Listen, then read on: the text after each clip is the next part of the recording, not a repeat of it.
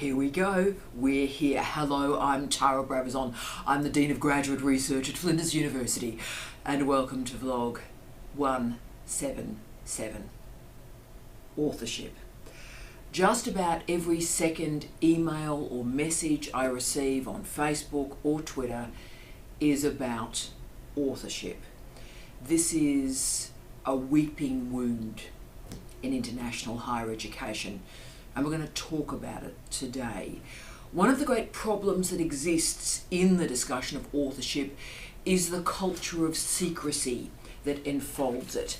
I recently ran a training session for supervisors, and two wonderful young men, very junior lecturers, but they were coming to all the training that I offered. And at the end of this particular session, I said, guys, thank you so much for being here and giving me your time.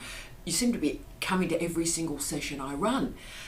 And these guys were quite remarkable. They said, no, we are thrilled to be here because, and I won't name the institution where they did their PhD, but they said, my supervisor ripped us off, and we want to make sure that this culture, this cycle of abuse stops with us. We want to be a different type of academic. How incredibly inspirational is that? But we all know, don't we, there are whispers in corridors about authorship, conversations in the tea room, hushed tones, and whispers and gossip through conference morning teas. We know that. The abuse will continue while the silence continues. So today, the silence is going to stop. And I'm going to start with 3 stories of authorship from me. They are my stories to tell, and I'll tell you why. All those messages and emails that I receive, the student starts with, hello, this is who I am. I just want to talk to you about something, but please don't use my name, don't share this, keep this matter confidential, because I'm frightened what my advisor or my supervisor might do. So you can see the fear that exists in these types of conversations. So I am going to tell 3 stories, and they're mine to tell. But then after those stories of authorship, I'm going to move to the policy environment. I'm going to talk about the policy, the wonderful policy that is now in place in Australia, which is clear and really precise. I'll also internationalise it with a discussion of the Vancouver Protocol as well. But I also then want to finish up with some strategies for authorship, how to manage behaviour and to create a different type of practice for research. But let's start with my stories of authorship. Now, I am, I suppose, a pretty unusual academic in that 70% of my books and articles are singly authored. Okay, so most of the time I don't have to deal with co-authors. And so therefore that makes the 3 stories that I'm about to tell you even more horrifying, because obviously working with co-authors is a bit of a minority area of my career. So if these horror stories are happening to me when only 30% of my publications involve co-authors, what's happening in the disciplines and the fields where co-authorship is the norm, is standard? And also I'm staunch.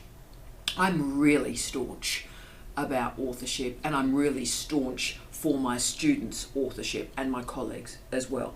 But let's do these 3 stories and speak about the culture of abuse that exists. And of course, my first story starts with my PhD, same as you guys. So I'm a young woman. I have an older male supervisor. Now, differently, I suppose, from a lot of you, I didn't just come from honours. I'd done a research master's first. And before I came to the PhD, I had 5 refereed articles and 1 book chapter. So 6 refereed publications, of which 4 were singly authored and 2 were written with another PhD student. So I knew something of authorship and writing and publishing. I'd been pretty successful publishing at a very young age. So I came into the PhD knowing some stuff. But when I arrived in this gentleman's office to start the PhD supervision, he told me that he wanted co-authorship of all the articles I would write during the PhD. In fact, he stated, when a student is supervised by a supervisor, the supervisor gets co-authorship. As clear as that. Now, this was a long time ago. I am close to death. That was a long time ago, but it didn't seem right to me at the time. And that's because it wasn't right. He didn't read a word of my thesis. He didn't develop the topic. He didn't develop the research questions. I came to the PhD with a fully fledged project before I even met him.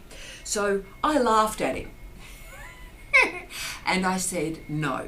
And 9 refereed articles came from that PhD, with about 6 other articles emerging from research that sprung from the PhD, if you will. And all of those were solely authored because I wrote them. But there were consequences for my decision. He didn't read a word of the thesis, and when the time came to submit that PhD, he wouldn't sign it off because, you've guessed it, he hadn't read it. He then proceeded, though, and this is the important bit of the story, I think, whenever he was given an opportunity for the rest of his career to badmouth me, he would do so. So there was a consequence for my decision and my behaviour. Interesting enough, when I became better known, he tried to call in some favours from me at certain points. And I told him to jump in the lake, or words to that effect. Okay, but the first point of this story is as follows. A supervisor assumes simply by being a supervisor that authorship would be part of the deal. It is not part of the deal. I refused. But then you'll notice that supervisor behaved badly for decades after in response. Okay, story 1. Story 2. It gets worse. I'm a full professor. And after I was a full professor, I enrolled in a research master's in education. Now, I'm aware that's quite an unusual combination in and of itself.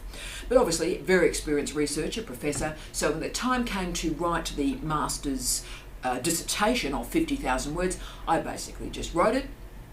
And the day before I was going to submit it, because I didn't need a supervisor obviously, the day before I submitted it, as a courtesy, I sent an email to my supervisor and said, hi, look, I know you haven't heard from me, I'm submitting this thesis tomorrow, and cheers, and just letting you know as a courtesy that it's going in tomorrow. So as you can see, the supervisor had no role because I had no contact with them, and then I submitted. And she said in response to that email, I need to be a co-author of anything that you publish from that thesis. Now I laughed a lot. I thought she was joking. When it became very clear that she wasn't actually joking, I immediately contacted the dean and said, just to be clear, this person has had no role in these publications and they are not getting co-authorship, full stop. There was some interesting, uncomfortable conversations and so forth, but it was so clear that the person had no dealings with the article that the dean agreed there would be no co-authorship. She didn't contribute anything. Why would she gain authorship? Now, this was important.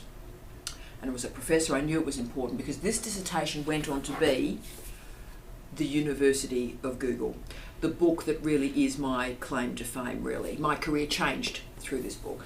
And when I die, there is no doubt the first line of my obituary will be Tara Brabazon, author of The University of Google.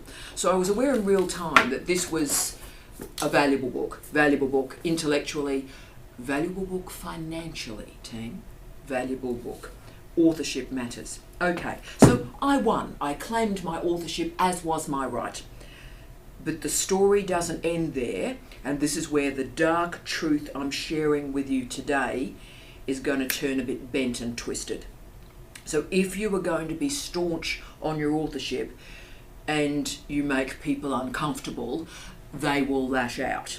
So yes, I submitted that thesis, and that university at that time had a system whereby there was an internal examiner within the institution and an external examiner. So after the examination was completed, the external examiner sent me an email and told me it was the greatest piece of work he'd ever read.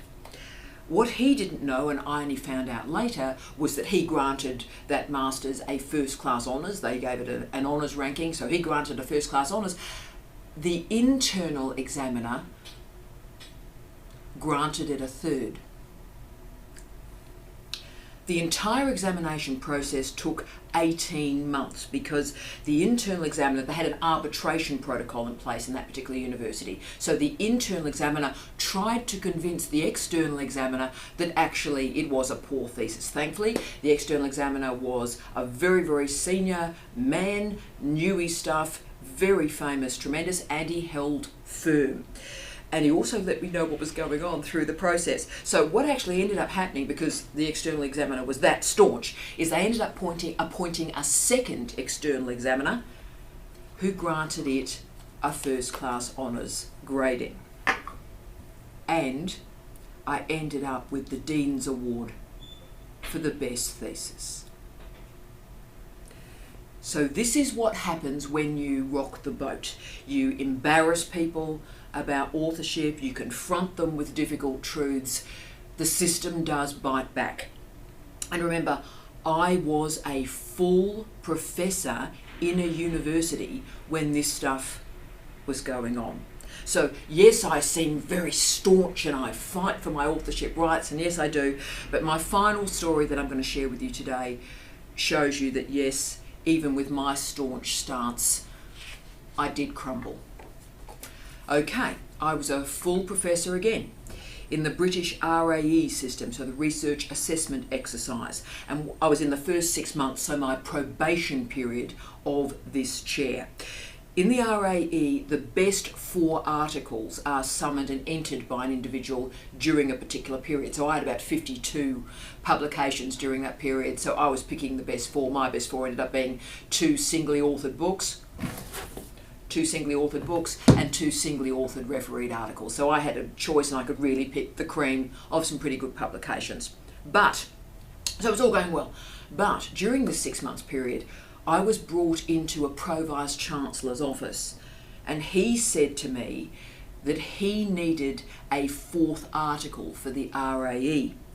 He said he didn't have time to write it, and was this overt: I don't have time to write it, you'll have to write it and add my name to it. His other 3 articles, he only had 3 in the period, that's what was causing the problem. His other 3 articles, he was the 3rd author on, the last author, and he wasn't from a lab environment, so you get the picture. But the conversation was very complicated. He was overt in the authorship, but the issues about my probation concluding were raised in the same conversation. Nothing as overt as if you don't write this, you don't get probation, but there was this intimation that was really uncomfortable. And I needed that job. I wanted that job. So I worked 20-hour days for 7 days and wrote that article. I presented it to him, and you'll love this bit. I presented it to him and he said, I don't know if I agree with it. And I said, that's not a worry. I wrote it anyway. I'll just get it published with my name, not a worry. Needless to say, he then said, no, my name is going on it. He was so desperate to enter the RAE that he added his name to a piece he didn't even like. And it embarrasses me to say this, he gained first authorship on that piece, where he didn't write a word, didn't conduct any research, didn't inflect or inform the interpretation. So this is about power. This is about power. Me as a full professor having to manage the demands of a PVC because I was during my probation. So you can see why I care so desperately about authorship, about power and PhD students. This is a big deal. I take this personally, and therefore it is time that this secrecy stops. Let's move now beyond my experience or the experience that we all go into and through, and let's now look at policy and the new governance that exists in this area to frame and shape these debates. So authorship now is part of a suite of new policies coming from the Australian Code for the Responsible Conduct of Research. Wow, this is fantastic. So we are now in a highly regulated space. All disciplines are covered, no exception. So whenever anyone says, oh, well, look, in my discipline, no. All disciplines, all subjects, everything covered. Top-down governance, thanks for playing.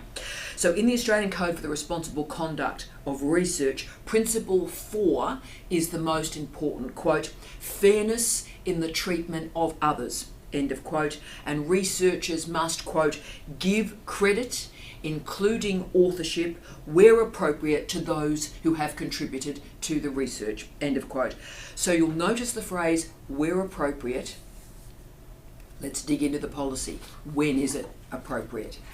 Well, the authorship criteria is an individual who has made a significant intellectual or scholarly contribution to the research and the output, and has agreed to be listed as an author. So what we learned so far is consent is required for authorship. So you can't simply be added to a publication. You must consent, and then the intellectual contribution that you make must be significant. Now you're going, oh God, what does significant mean? Well, quite wonderfully, the code defines significant contribution with great clarity. Oh, how I love this. So let's get into it. What is significant? Boom, boom, so excited. So authorship should include two or more of the following characteristics. Let's get into it. This is the code. Conception or design of the project or output, so design of the research. Acquisition of data, where the acquisition required judgment, planning, design and input. So for our science colleagues, running samples is not sufficient. 3, contribution to knowledge, and this is the crucial bit, including Indigenous knowledge. Indigenous knowledge systems, incredibly important to the new code, so this is terrific. Then we've got analysis or interpretation of the research data, and then, and I love this bit, drafting significant parts of the research output, critically revising it to contribute to the interpretation. So putting a spelling check through it, giving it a bit of a draft, that's not enough. You have to critically revise it to contribute to the interpretation. Fantastic. So this code is also clear that authorship must not be given if an individual has not made that intellectual contribution. So authorship should not be given, and the code goes into when do you not give authorship, this is brilliant, for the provision of funding. So if you just get some dough in, that's great, you've got dough in, has nothing to do with authorship. Or data or materials or infrastructure, if you provided infrastructure, that's great, that's not authorship. Also provision of technical support, that's not authorship. The position of the individual, like being a supervisor or a head of department. It actually says this in the code. Just because you're a supervisor, just because you're a head of department or a head of school, that doesn't mean you're an author. That's called gift authorship, by the way, and gift authorship is specifically named and shamed in the code as bad practice. So breaches to the code include failing to give authorship to people who merit it within these requirements, or attributing authorship without consent. So as you can see, this is really, really clear. The idea that so much nastiness and nonsense and conflict emerges is extraordinary when right now everything is really, really clear. But what Australian universities recommend, and I really back this, and this is why this vlog really matters, I think, so much, is you need to create and develop and hold and maintain evidence that you are an author. So put everything in writing, your role in the research, and try and work out as early as you can the order for the authors of the research. And remember, you're going to have to justify the ordering of the authors of that research. So think about it this way. Start as you mean to continue. Think about it this way. Say you're writing this article with some people, and that's great, but say there's a dispute and someone like me asks you, what evidence have you got to confirm your authorship? So right from the start, develop that evidential base and ensure that you could make the case if you are required to. So what evidence have you got? Save every version, every iteration of your piece, date it, have the track changes, save the track changes. Lab books, really do care about the digital iterations. Make sure you've preserved those. I didn't in the old days, guys, either. Old days meaning even 6 months ago. So I would just embed the track changes and move on. Now I save every version of every draft. And also email correspondence. Hold on to it. Remember, for every single research output, think about how you would prove your authorship, and you have to demonstrate how you are an author. So just going, oh look, I'm an author, or go, oh look, I've been ripped off. Actually, none of that matters, to be frank with you. You've got to create evidence to prove it. And I think the University of Western Australia, respect to my wonderful colleagues at UWA has, I think, the best procedure to manage authorship at the moment. I'm very impressed. They have a statement of authorship form and wants to ensure that these decisions are logged through this form, and the decisions are made early, and the form is endlessly updated as the authorship and the research changes. So this is great stuff. This is great. Okay, so let me now show you some examples of how authorship can exist. So how you today, when you're doing co-authorship, can start to log this work. Okay, and I'm going to give you two examples of two pieces that I was brought in as the third author. Okay, so one was in medicine, one was in education, so two very different fields, but so I'm third author, so I'm the trailing author, if you will, the one that's contributed really the least. So let me show you how I've proved I reached that threshold.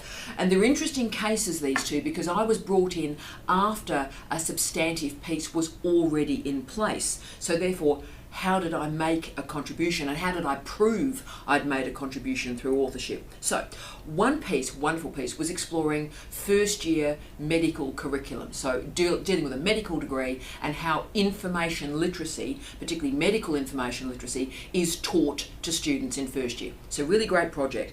And the two writers of that piece didn't have that deep expertise in information literacy and developing the information scaffold and curricular design. And what happened was these two authors were heavily quoting the University of Google, and they said to me, look, it's got to a point now where I think we're almost oversighting it and I'm worried. Would you like to come in to this piece and write a fresh section on information literacy and first year medical education? Okay, so I said, well, look, let's have a go. So I did that. I wrote the section of the article. So I wrote this block of this piece. I wrote the introductory work into that section and the outro of that section. I drafted and edited the entire piece so it hung together quite well. So by the criteria of authorship at the time, and indeed now, I got to the threshold. And I was listed as the third author, and great partnerships and further pieces have come from that wonderful collaboration. So great stuff. I reached the threshold. So you can write a section like that. As long as you're drafting and agree with the lot, thanks for playing. The other example is a recent one on Harry Potter and education. This was only published, I think, 3 weeks ago. And what had happened was this piece on Harry Potter and education had moved through journals, but unsuccessfully, so it hadn't quite got through refereeing. And the two researchers, again, who I'd never met and knew my work through Twitter, approached me to see if I could help through a collaboration. So bring me into the piece and see if we can improve it and lift it. So look, I opened the document. I looked at the document. I was happening to be flying back from Vancouver to Sydney and then to Adelaide. So I had a really long 13-hour flight. I thought, you know what? I could watch some films. How about I have a go with this? So I wanted to see what I could do. So I opened the file, put on tracked changes, and for my own sense of self, see if I could get to the threshold of authorship with complete transparency and accountability for our two colleagues. So also through track changes, there was a full record of my work, and colleagues could simply ignore the track changes and go back to their version if they didn't like it. Okay? So what I did for this piece was I wrote a brand new abstract, I wrote a new introduction, I wrote a new conclusion. Then I offered a detailed theorisation of neoliberalism. I have about 850 pages of notes on neoliberalism, so I was able to swing in some really edgy, interesting neoliberal theories, which the piece was lacking, so it had that theoretical height and energy. That's great. I then also deleted their work on pretty tired representational theory, because it's a bit tired, a bit old now, so I deleted that and brought in instead the andragogical potential of popular culture. That is how popular culture teaches us about education and schools and teaching and learning. Okay, so I worked through the entire trip, and by the conclusion of the piece I looked at it and thought, look, I've contributed a fair amount there. I'm comfortable to send this on to colleagues and let them make a determination. So I submitted it to the other authors. They were incredibly happy. They accepted the track changes. It was put into a journal and accepted, and actually I ended up being the second author on the piece. That stuff doesn't worry me at all. My priority was to do the right thing and just get to the threshold for colleagues so it's fair for them. So as you can see through those two examples, I offered a clear contribution which I tracked, which I demonstrated, and left the other authors with the opportunity to remove me easily through digitisation. Okay, so I was conscious of the importance of stepping up to the plate if you're the third author, because I've had some bad experiences with this. So I once wrote a book with two other people. One of the authors contributed only 1,000 words, and they were really bad 1,000 words. So the other author was pretty cross at me, the second author, because we'd worked pretty hard on it. So I ended up basically deleting those 1,000 words, took the vibe from the piece, the kernel of the idea, and I wrote around it. And that person was still listed as an author, okay? Similarly, there's another case of a third author. They contributed much less than the other two authors, and through the refereeing process, the chapter that they actually wrote, apologies guys, I'm just managing a cold at the moment, so we're doing well. But through the refereeing of that chapter that they wrote, it was that chapter was discredited through the refereeing. So they said, look, great book, that chapter's a problem. So I had to basically hollow out that chapter and rewrite it. Now, I still gave that person authorship, third authorship, yeah. It was the right thing to do. I always try and do the right thing, but by the code, those two cases, probably they could have been acknowledged rather than authorship, but I tend to probably be over generous because I don't want to rip people off. Okay, so remember, when you are claiming authorship, particularly as a student, and I know you all do, they're the emails I get, this person has ripped me off, that's fine, but always remember, particularly I think in the humanities and the social sciences, that when you're saying, look, I've done this, just a reminder that maybe your work has been edited or changed through refereeing. So you need to be informed of this. You need to go through all the refereeing processes, as I do right now, explain to the student this is how this material is moving. And when you're going, I've done this, some of your material may not have survived through the drafting process. So always be aware of that. So now, today, post the code, which arrived in July this year, 2019, I've come up with solutions to manage this type of ambiguity. And these two solutions may provide a way forward for you today and thinking about your own authorship in the years to come. So how I handle authorship now, I'm going to provide an example in a book and in an article. So I'm writing a book at the moment with Dr. Tiffany Knight, hello wonderful Tiff, who you've met in the vlog series, and our head of examinations, the wonderful Natalie Hills.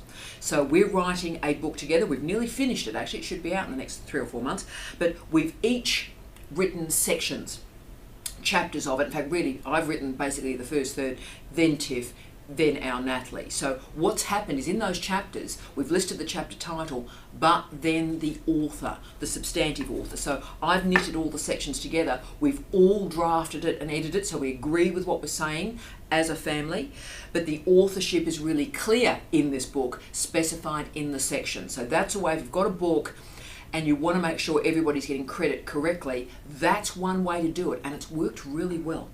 So let me tell you how I'm handling it with a refereed article with my wonderful student Tanya Hall. Hi Tan, you're a legend. So Tanya again had written a piece on the NDIS and social workers, and I drafted it as a supervisor, and there'd been some challenges getting it through refereeing. So she asked if I would co-author it with her. So once more I've switched on track changes. I'm doing it right now, by the way, as I'm doing this vlog. So I've then track changed. I had about 40 articles from 2018 and 19 that I've started adding to this piece. And then what happens is once a week, I share my work with Tan. All track changes, so she can see it, decide if she likes it or not, remove the corrections or embed them. So that's fully transparent for Tanya. And again, we don't know where that's going to go. Right at the end, she might just say, oh look, no, I want to go on my own, and then it's hers to unravel all my work and go forward from there. Okay, so digitization is great. It helps us with that document management and enables us to really itemize the research and the drafting. So it's excellent, do use it. There is now no excuse for courtesy authorship ever. There is no excuse for the phrase, oh look, this is the way it's done in our discipline. Like, nah. Australia has great policies and they're incredibly robust, and we'll be talking about the Vancouver Protocol in a second. So therefore it's now time to change the culture. This matters to you, it matters to me, it matters to the nation, it matters to knowledge. It's also important that we really clearly recognise the difference between supervising a PhD and gaining authorship on an article or book. They can be linked, and often are, but the case must be made, not assumed. I know bad stuff happens in the authorship space. Each discipline does have its own customs and its own practices, and that's great. But we need to recognise now that authorship is regulated, top down, nationally. If authorship is mishandled, then researchers are opening themselves up to claims of unethical conduct. And look, this is not unusual, team. It's hard to get data and research on the scale of research misconduct, but there was an article by Whistler, W-I-S-L-A-R, Whistler et al. In 2011, so a little while ago now. But this was a study of 6 prestigious medical journals. And they found in their study that 1 in 4 articles includes an unjustified author. 1 in 4 has that courtesy authorship, someone that shouldn't be there is there, 1 in 4.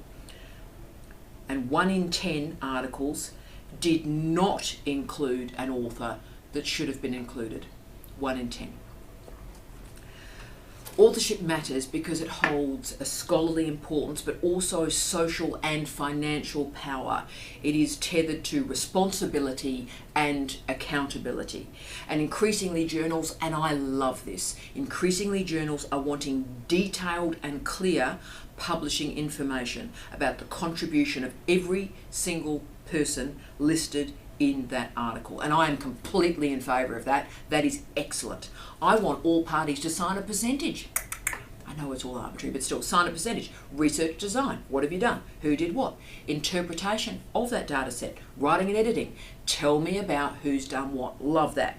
So authorship must be discussed before an article is published. But actually, I would, right at the start of the research, I'd talk about authorship.